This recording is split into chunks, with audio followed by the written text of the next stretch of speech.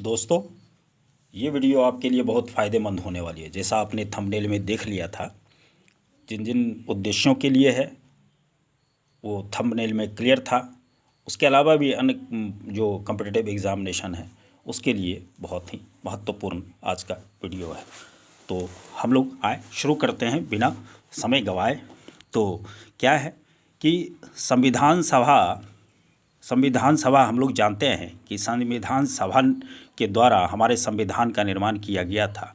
तो संविधान सभा ने संविधान के निर्माण करने के लिए कई समितियों का गठन किया था। तो उन समितियों के बारे में हम लोग आज संक्षिप्त चर्चा करेंगे कि उनके अध्यक्ष कौन थे, उन सभी समितियों के।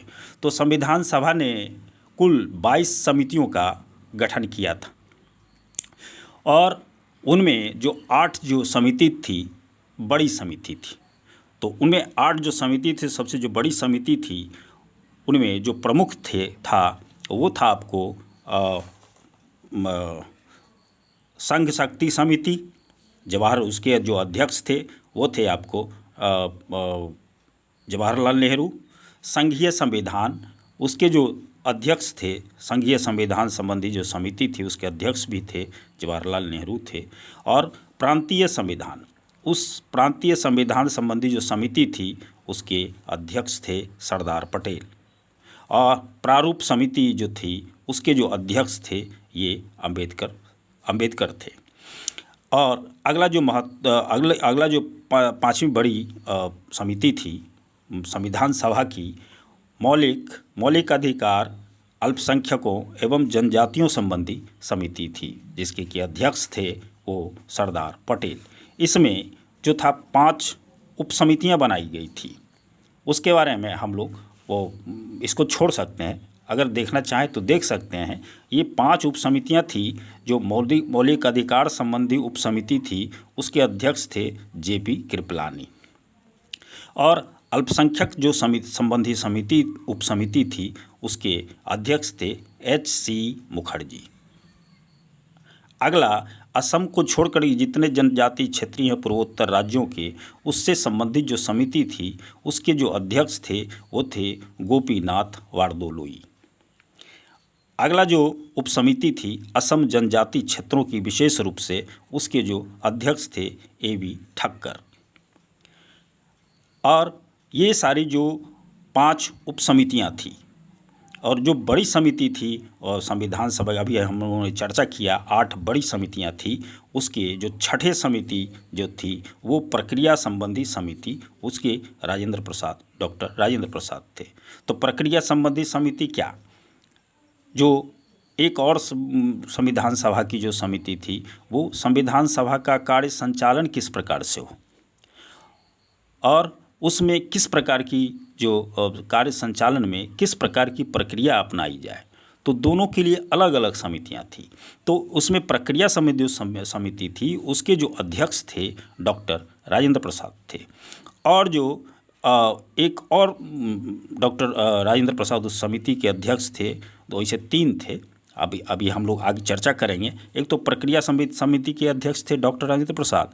दूसरा था जो संचालन समिति, अभी हम लोगों ने चर्चा किया कि जो संचालन समिति थे उसके भी अध्यक्ष वो कौन थे, डॉक्टर राजेंद्र प्रसाद। और एक था जो 8वीं जो महत्वपूर्ण बड़ी समिति थी संविधान सभा की, वो था राज्यों के साथ बातचीत करने के लिए एक समिति बनाई गई थी। उसके अध्यक्ष भी जवाहरलाल नेहरू को बनाया गया था। तो दोस्तों, ये जो था 8 जो है ये सबसे बड़ी समितियां थीं 22 में से। और उसके अलावा छोटी छोटी समितियां शेष जो है वो छोटी छोटी समितियां थीं, जिनमें छोटी समितियों में से पहला नाम आता है वित्त एवं कर्मचारी स्टाफ संबंधी समिति। मतलब जो संविधान सभा जो कार्य कर रही है उसके बारे में पैसा कहाँ से आएगा, कर्मचारी कहाँ से आएगा, इस संबंध में जो समिति थी उसके अध्यक्ष भी डॉक्टर राजेंद्र प्रसाद को बनाया गया था।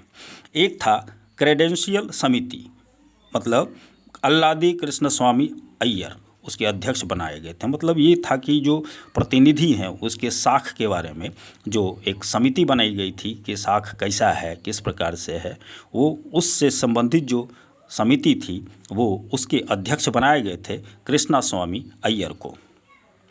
अगला जो छोटी समिति है वो सदन समिति मतलब हाउस जो समिति थी उससे संबंधित जो समिति थी उसके अध्यक्ष बी पट्टाभी सीतारामैया को बनाया गया था। अगला जो छोटी समिति थी वो था वही अभी हम लोगों ने चर्चा किया संचालन समिति। एक था कार्य संचालन समिति। कार्य संचालन समिति उसके अध्यक्ष के एम मुंशी को, बड़े नाम है के एम मुंशी, उनको ये बनाया गया था के एम मुंशी को। अगला था जो कि छोटी समिति में आता है राष्ट्रध्वज संबंधी समिति। राष्ट्रध्वज संबंधी समिति के भी अध्यक्ष जो है राजेंद्र प्रसाद को बनाया गया था। इस प्रकार हम लोग देख रहे हैं कि डॉक्टर राजेंद्र प्रसाद को 3-4 जो समिति थी उसके अध्यक्ष बनाए गए थे। एक तो था, पहला नाम आता है जैसे प्रक्रिया संबंधी समिति, वो दूसरा है संचालन संबंधी समिति, तीसरा है वित्त एवं कर्मचारी स्टाफ संबंधी समिति और चौथा हम देख रहे हैं राष्ट्रध्वज संबंधी समिति। उसके भी अध्यक्ष थे डॉक्टर राजेंद्र प्रसाद। अगले की तरफ हम लोग बढ़ते हैं तो एक आता है आपको ये संविधान सभा के कार्यों के लिए जो समिति थी, संविधान सभा किस प्रकार से कार्य करेगी उससे संबंधित जो समिति थी रिपोर्ट देने के लिए, वो था जीवी मावलंकर। जैसा कि हम लोगों को पता है कि जो जीवी मावलंकर के बारे में लोकसभा के प्रथम अध्यक्ष थे। अगला हम देख रहे हैं सर्वोच्च न्यायालय संबंधी जो समिति थी उससे संबंधी जो रिपोर्ट देने के लिए जो संबंधी समिति बनाई गई थी उसके अध्यक्ष एस वरदाचारी। इसकी विशेषता ये थी कि ये जो थे एस वरदाचारी सदन के सदस्य नहीं थे, फिर भी इनको एक समिति की अध्यक्षता दी गई थी। अगला हम लोग आते हैं मुख्य आयुक्तों के प्रांतों की समिति। मतलब मुख्य आयुक्तों जो ब्रिटिश प्रांत थे और एक मुख्य आयुक्तों के प्रांत थी, उससे संबंधित जो बातचीत करने वाली मतलब उससे बात किया जाए संघ में शामिल करने के लिए, तो उससे संबंधित एक समिति थी। उसका अध्यक्ष बी पट्टाभी सीतारामैया को बनाया गया था।